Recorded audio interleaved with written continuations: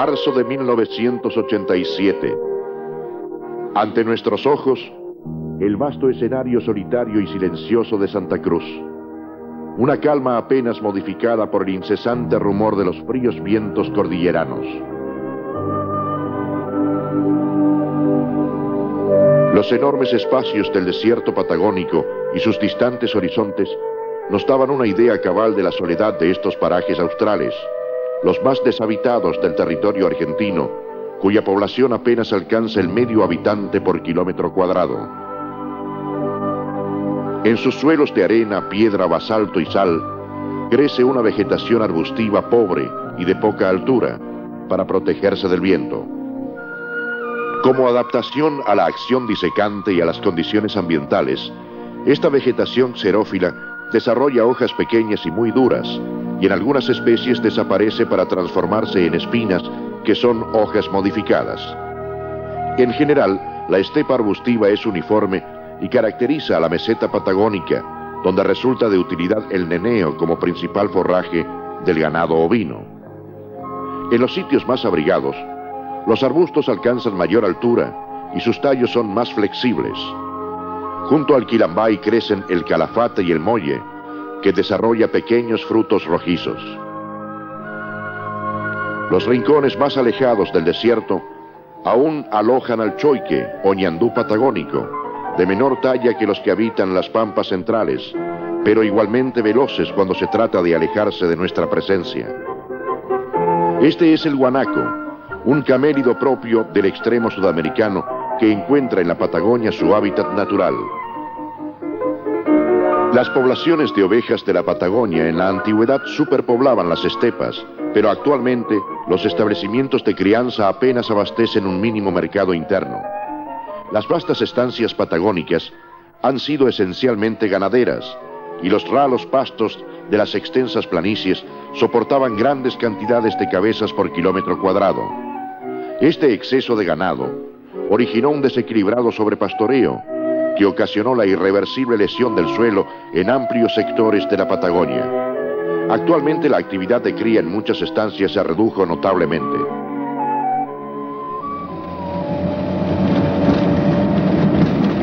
Lejos de los cascos de las estancias, ya en pleno desierto, nos dirigíamos a través de polvorientos caminos hacia un sitio privilegiado de la historia geológica del planeta. Un lugar casi oculto en la inmensidad de la planicie. Al cabo de un agotador trayecto, contemplábamos asombrados el escenario de un mundo desaparecido en el corazón de la parte más inhóspita y estéril de la Patagonia. Los bosques petrificados.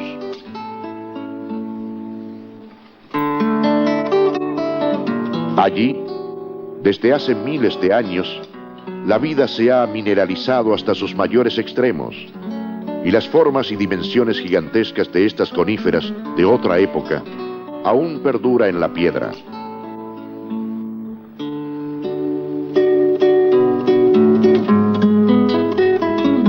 Con una antigüedad de alrededor de 100 millones de años, estos testigos de la flora del pasado nos dan una idea cabal del gran desarrollo alcanzado por las especies de árboles de entonces.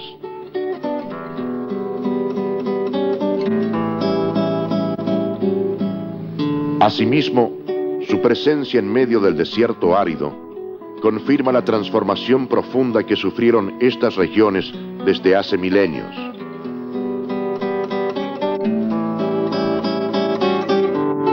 En efecto, estas colosales plantas conformaron en la antigüedad verdaderos bosques de coníferas y otras variedades, en un clima sumamente húmedo, en el que también evolucionaron animales de gigantescas proporciones como megaterios y dinosaurios, contemporáneos de estos bosques fósiles. Este perfil aserrado corresponde a un tronco de araucaria. Tiene 120 años y más de 1 metro de diámetro. Su especie es la continuación de los ejemplares fósiles transformados totalmente en piedra.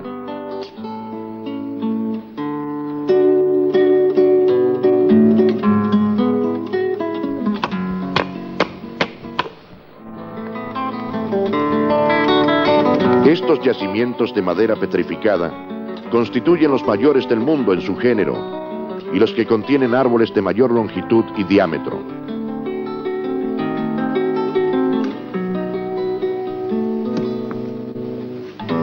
Abundan los árboles tumbados, generalmente en trozos y semienterrados, y los hay también en pie, aunque en menor número. Pero lo que resultaba extraordinario era la cantidad de fragmentos que a primera vista aparecían como rocas superficiales. Nos comentaban varios investigadores de la región. Los árboles gigantes crecieron y se extinguieron bruscamente, allí mismo donde se los encuentra ahora, ya que abundan a su pie las piñas igualmente petrificadas.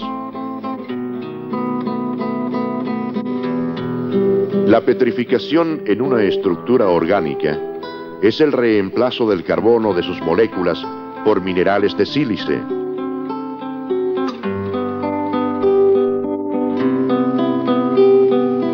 Aunque el aspecto exterior parecería demostrar que se trata de una corteza de árbol en estado natural, la silicificación es perfecta, ya que todo el material orgánico se modificó en el curso de millones de años en mineral puro, pero sin alterar, en la mayoría de los casos, las características originales de forma y color. Algunos troncos miden 60 metros de longitud, sin copa ni raíz, y conservan un diámetro uniforme en toda su extensión. Por ello, los estudiosos suponen que han alcanzado alturas superiores a los 110 metros y más de 3 metros de diámetro.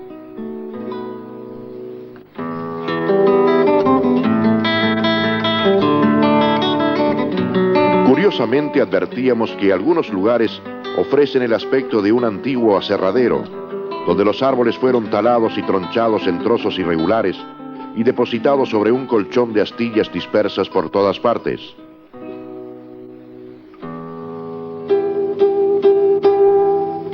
Aunque la mayoría de los troncos se ha fosilizado con su corteza, en algunos sectores se encuentran trozos pequeños sin corteza, pero con una intensa coloración.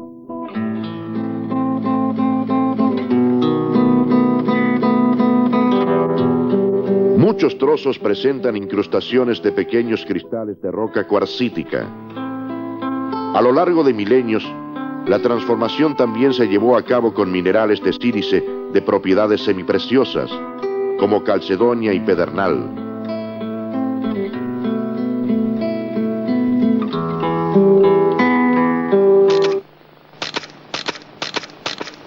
Silenciosos testimonios del pasado. La historia evolutiva de estos bosques comienza hace 140 millones de años, aún antes de que se formara la espina dorsal de América. La aparición de la cordillera de los Andes constituyó una infranqueable barrera para el paso de los vientos húmedos, generadores de vida que provenían del Pacífico. A causa de los grandes cambios sufridos en la superficie de la Tierra, esas mutaciones profundas y la lluvia de cenizas volcánicas sembraron la muerte de árboles y animales. Toda forma de vida sucumbió ante tan brusca metamorfosis de sus ambientes naturales. No obstante, las gigantescas araucarias, aún después de muertas, como un desafío a la destrucción del tiempo, permanecieron en el mismo lugar donde transcurrió su vida, con sus raíces clavadas en las rocas.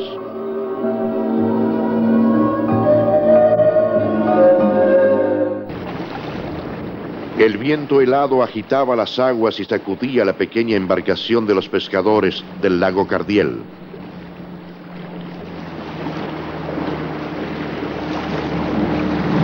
Aún nos encontrábamos a mucha distancia de la meta final de la expedición a los lagos y glaciares, cuando detuvimos la marcha junto a este lago en el centro de la provincia de Santa Cruz.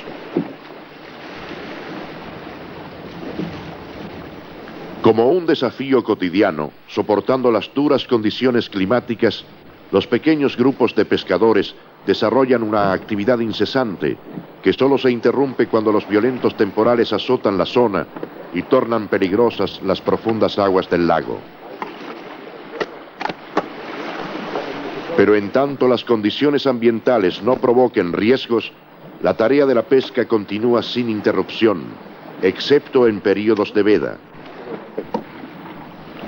Estos pequeños grupos de trabajo se dedican a la pesca del salmón que comercializan en los puertos del litoral atlántico. Entre las variadas labores que exige la actividad pesquera, el mantenimiento de las redes resulta esencial y es necesario un conocimiento artesanal de la técnica de confección de redes, por lo que esta tarea solo es realizada por los más expertos. En efecto, el buen estado de la red o tramaño será indispensable para facilitar la pesca.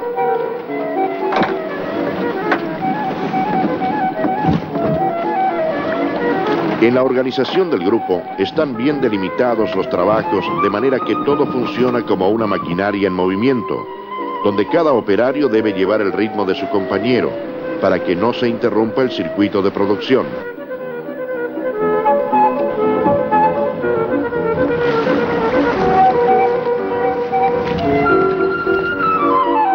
A medida que llegan los salmones, son inmediatamente eviscerados. Posteriormente son colocados en amplios cajones y conservados frescos a flor de agua.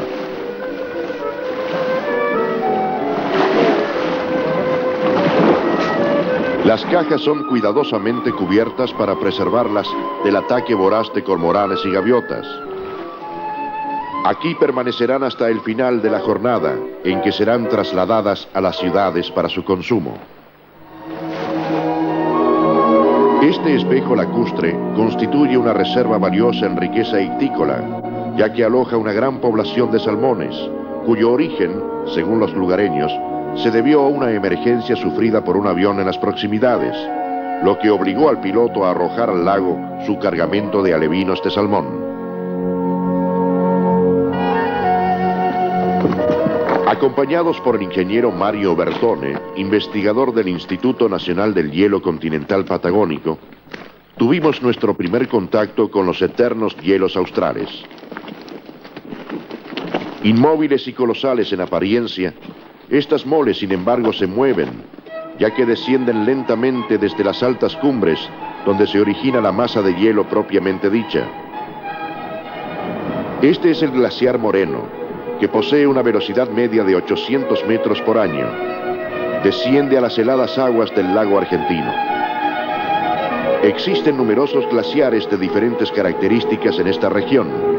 El ingeniero Bertone nos hablaba de ello. Este glaciar Moreno que estamos viendo en su parte frontal, que da al lago argentino, presenta unas paredes aproximadamente de unos 20-25 metros de altura, y estos son los restos que han quedado de los hielos continentales patagónicos que se extendían totalmente cubriendo toda esta zona, que a pesar que se ve un poco de vegetación, esto estaba totalmente cubierto por el hielo, en lo que va de centenares de miles de años. Los restos de la última glaciación, que datan de 250.000 años, son los restos que ahora estamos viendo del glaciar Moreno, que en estos momentos está en declinación. Los alrededores del lago están cubiertos por densos bosques de lengas y se encuentran entre ellos grandes bloques de piedra que han sido arrastrados en el pasado por los avances de los hielos. A pocos metros de la vegetación, la masa helada del glaciar Moreno llega hasta la orilla del lago. Allí actúa como represa, cerrando el paso del agua y originando un curioso desnivel a un lado y otro del hielo. La poderosa erosión glaciaria es fácilmente visible en los perfiles de las rocas por donde se ha deslizado la masa de hielo. Esta acción erosiva tuvo lugar esencialmente en el período cuaternario, en las épocas glaciáricas, cuando los hielos del planeta adquirieron un desarrollo extraordinario, ya que el clima de aquellos remotos tiempos era mucho más frío y húmedo que en la actualidad.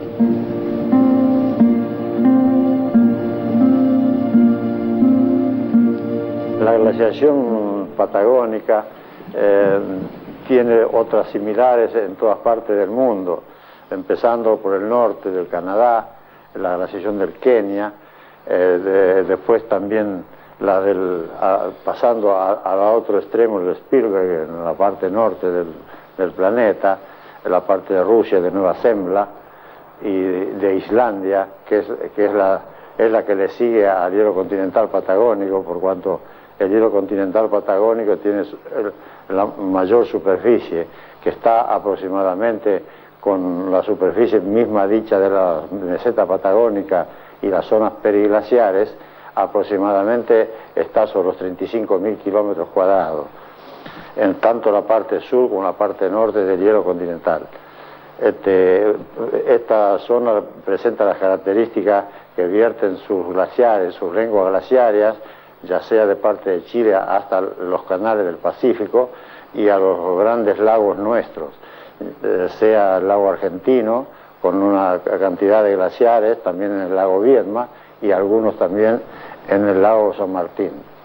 Estos glaciares siempre son de enormes masas, con frentes de hasta 4 o 5 kilómetros de frente y con longitudes como el Uppsala, que está aproximadamente sobre los 80 kilómetros de largo. Por supuesto que estos son los restos de lo que fueron los grandes glaciares que llegaban hasta más allá de la mitad de las mesetas patagónicas.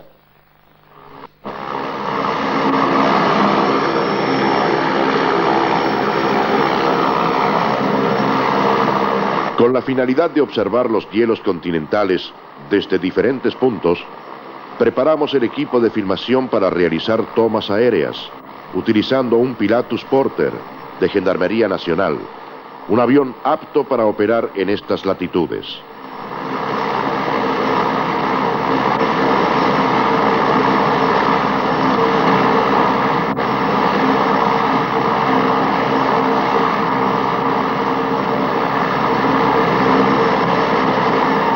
Existen dos tipos de glaciaciones en la Patagonia. El gran casquete de hielo continental que envuelve la parte central y la más encumbrada de la cordillera y que envía sus derrames al Océano Pacífico y a los lagos patagónicos, y los glaciares periféricos que, en número de varios centenares, se desarrollan en la parte más elevada de las cadenas montañosas que circundan o se desprenden de la cordillera principal. Desde el espacio, la valiosa utilidad de la fotografía satelital permite visualizar claramente el accionar de las masas de hielo del glaciar Moreno encerrado en el círculo, que se deslizan desde las cumbres para finalizar en el lago o en los valles internos. A las cuencas del lago Viedma y el lago Argentino descienden 13 grandes glaciares. Algunos se sumergen bajo las aguas, otros finalizan en los faldeos montañosos como el glaciar Mayo. Son los principales el Viedma, el Moreno, el Onelli, el Spegazzini, el Ameghino y el Frías.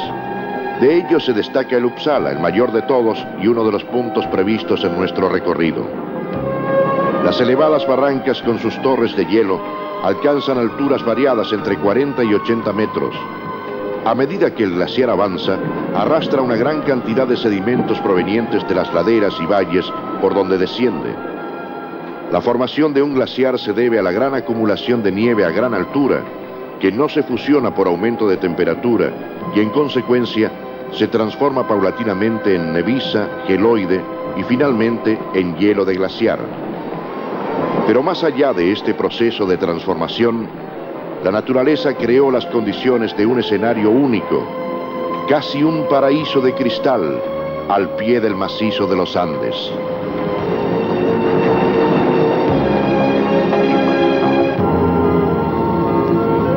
A nuestro paso, algunos témpanos lucían curiosas formas modeladas bajo el agua antes de invertir su posición.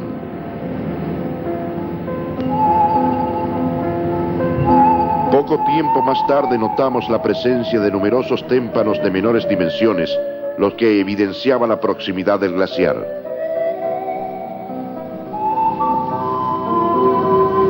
Al final de la travesía nos aproximábamos lentamente a las abruptas paredes del Uppsala. Anclamos el Silvana lejos del glaciar, previniendo posibles derrumbes. De acuerdo al plan que habíamos elaborado, intentábamos incursionar por encima de la planicie glaciaria para registrar con nuestras cámaras la magnificencia de un paisaje muy poco común. A medida que nos aproximábamos, crecía la silenciosa expectativa del grupo.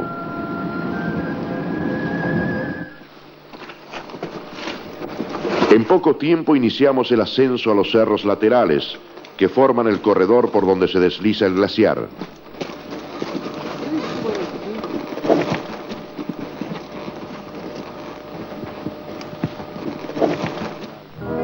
Desde la altura, divisábamos la silueta del Silvana en el lago cristalino bajo los últimos resplandores de la tarde. Nos comentaba el ingeniero Bertone, hay que considerar al glaciar como un enorme caudal de agua en estado sólido y en continuo desplazamiento, más o menos veloz según la pendiente y su volumen. Al igual que un río, posee una cuenca madre en las cumbres donde se almacena la nieve, y después, al descender, va formando su cauce.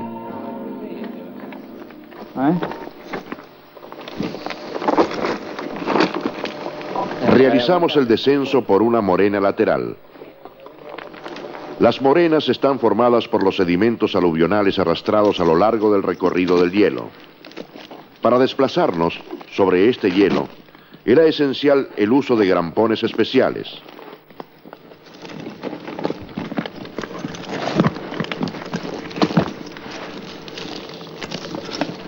Antes de partir, las bromas evidenciaban el buen ánimo y predisposición de todo el equipo.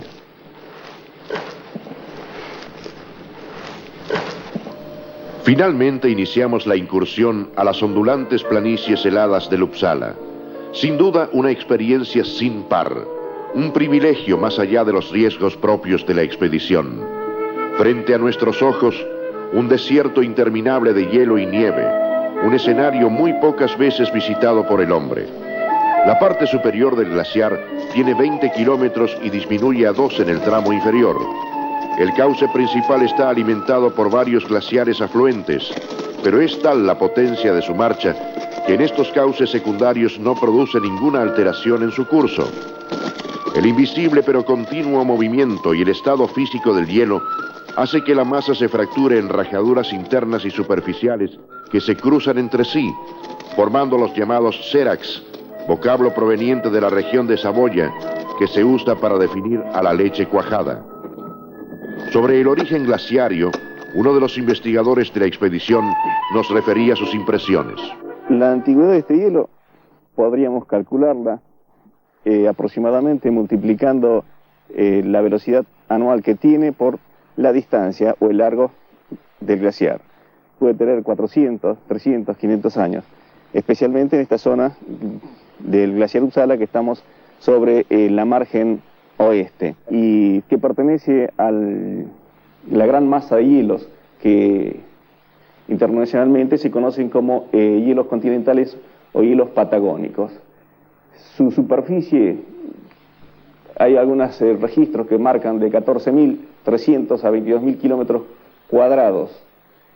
El espesor de estas capas puede llegar a 300, 400 metros de profundidad, depende el lugar donde nos ubiquemos.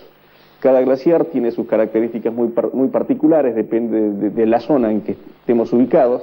El desnivel va a dar la velocidad, pero en líneas generales podemos definir al glaciar como un río de hielo que tiene sus orígenes en la parte más elevada de la montaña, donde se precipita la nieve y por acción de la presión, y la temperatura se va fusionando hasta transformarse en estos cristales de hielo, que después se van deslizando suavemente por el cauce, erosionando todo lo que encuentran, toda la roca.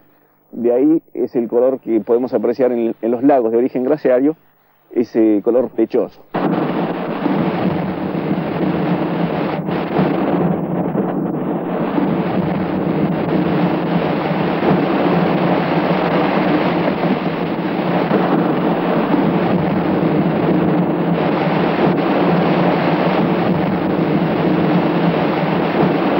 Ya que son los encargados de localizar y acorralar a los animales que se encuentran dispersos entre los árboles y matorrales del bosque. Iniciada la cacería, los perros ganan la delantera, en tanto los cazadores siguen atentos al comportamiento de sus animales que han desaparecido en el bosque y solo se escuchan sus ladridos. De improviso hay indicios de que los perros han encontrado un animal. Orientados por el bullicio de los ladridos, rápidamente los cazadores llegan al sitio donde se encuentra un animal acorralado por la jauría de perros embravecidos. Inmediatamente se disponen los lazos para la captura.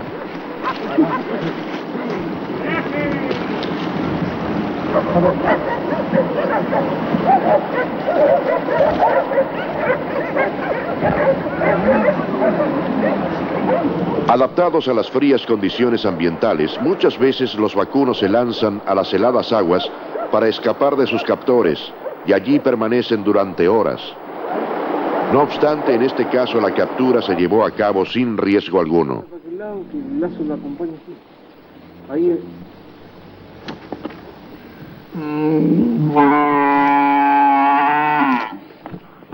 Estos animales han adquirido instintos salvajes y gran ferocidad cuando están acorralados.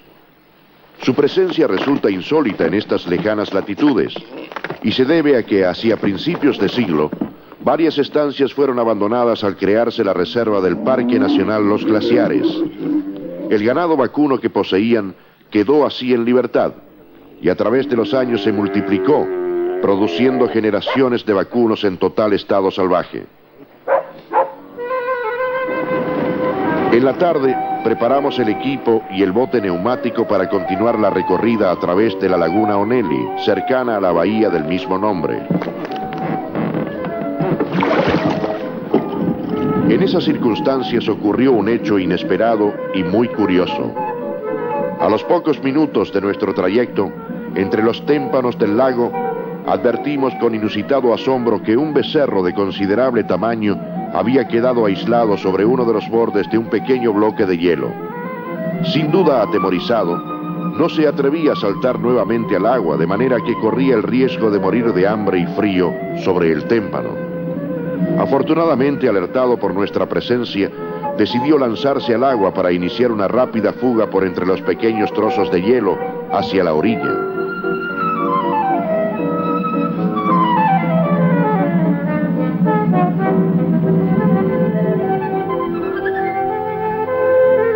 Al día siguiente iniciamos el regreso, dejando atrás un mundo fascinante. Detrás nuestro quedaban los muros congelados de Uppsala, de más de 80 metros de altura. Allí, las torres cristalinas del frente del glaciar, que posee una suave pendiente, flotan directamente sobre el agua sin romperse, continuando en una línea ininterrumpida y única. Se forma así un gran bloque flotante que conserva la estructura general del glaciar, con grietas, morenas y demás características glaciarias. Por acción de los vientos y el agua acumulada en las grietas, se desprenden entonces en estruendosas evoluciones los gigantescos bloques. Así es este mundo privilegiado por la naturaleza. Un mundo de brillos y contraluces, de aguas cristalinas y reverdecidos bosques, de ventisqueros y picos cargados de nieve, de silenciosos bloques de hielo navegando lentamente sobre los azulados espejos de agua. Un mundo maravilloso, oculto en el mágico resplandor de los Andes patagónicos. Un verdadero paraíso escondido.